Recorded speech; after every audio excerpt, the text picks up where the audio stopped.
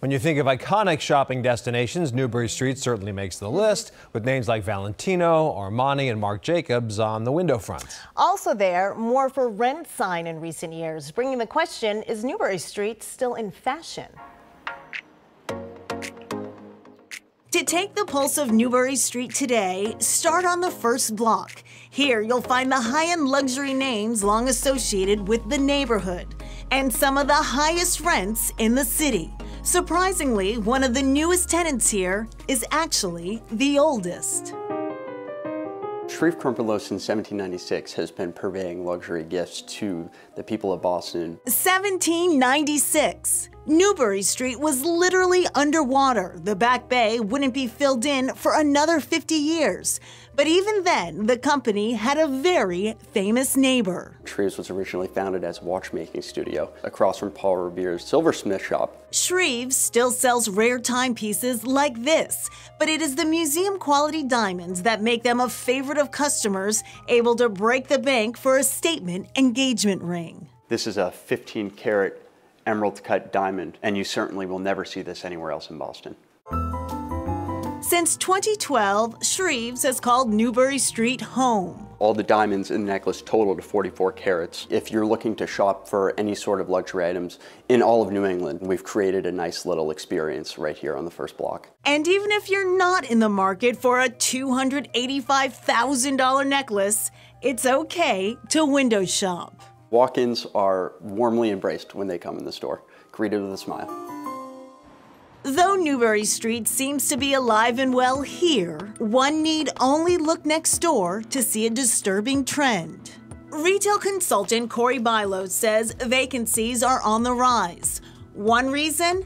Landlords asking for more than tenants want to pay. It kind of becomes a game of chicken between the tenants and the landlord, but right now, unfortunately, we've seen vacancy rates on Newbury Street go from 3–4% only 4 or 5 years ago to upwards of 13–14% today. Then there's the rise of internet shopping, pressuring all retail outlets. The old traditional retail store of old is dead. I think you have to figure out a way to interact with the customer. That's where retail is going, to this showroom type experience. One prime example of a showroom experience is just up the street from Shreve Crumpenlow at Sneaker Junkies. Maybe it's the red leather walls, thrones for chairs, or the custom Converse cutout of one Larry Legend. It doesn't take long to realize this is not your average shoe store. I always looked at it as a dream to have a store on Newbury Street. Najar's dream came true in 2015 when Sneaker Junkies expanded to Newbury Street from Rhode Island. We knew from Providence we had to step up the look of the store, the exposure of the store.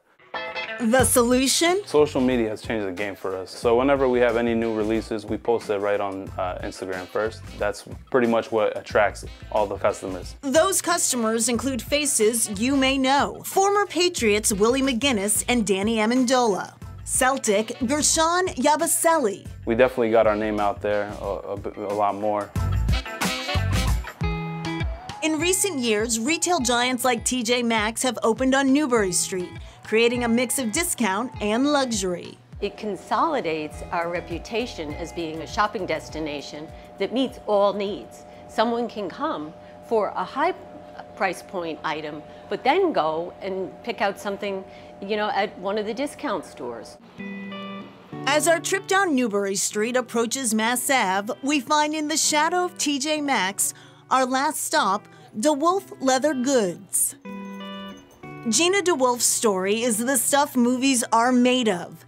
Bedridden after a severe case of Lyme disease, she found solace working with these tools left to her by her grandfather. Working with leather and being able to use my hands while I couldn't really do much else was really vital in my recovery. I did a lot of trial and error and kind of just figured it out. What she figured out may be the future of retail, using her storefront as a place to connect with her customers as she makes these beautiful bags right here in her shop. Everything can be bought online, so making my store interactive so that people can touch the leathers and choose their own hardware, I think is what keeps people coming back, where so much of the street has kind of gone in the opposite direction. It used to be this charming street where it was all makers, and I want to keep that sort of spirit of Newbury Street alive. Even with all the changes and challenges, Newbury Street remains a unique Boston experience. That's why many consider the street itself like one of the fine leather bags Gina sells. I just love the concept that it's timeless. So a bag that you buy now is going to transform over the years, and it's not going to get any worse, it's only going to get better. Great shops, but I know one common theme we heard from people you spoke with is the need for more restaurants on Newbury Street. Well, that's one thing you can't replace with online, the need to sit down and have a good meal at a restaurant. And a lot of restaurants say high rents and the difficulty of opening up a store on Newbury Street has kept them away. But the city and organizations are actually working to bring more food back to Newbury Street. Good, nice to see that. Yeah. Next, why are online merchants going brick and mortar? There was that need for customers to kind of feel and want to see and touch the glasses.